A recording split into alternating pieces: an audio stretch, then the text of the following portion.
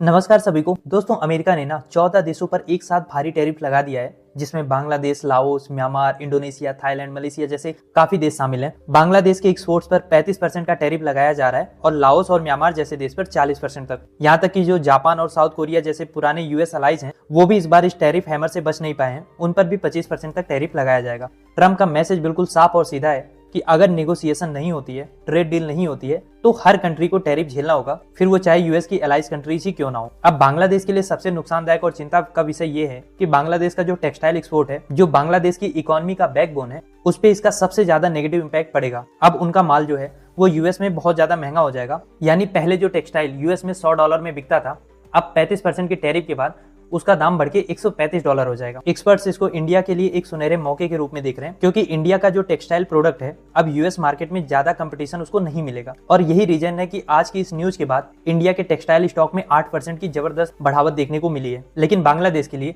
ये एक बड़ा सेटबैक है, क्योंकि चीप लेबर और सस्ता रॉ मटेरियल का जो फायदा मिलता था, वो इस टैरिफ से खत्म हो जाएगा। हालांकि ट्रम्प ने एक और ऑप्शन भी दिया हुआ है कि जो भी फॉरेन कंपनीज यूएस में इन्वेस्ट करती हैं, वहां पे फैक्ट्री लगाती हैं, तो उन पे 0 टैरिफ लगेगा।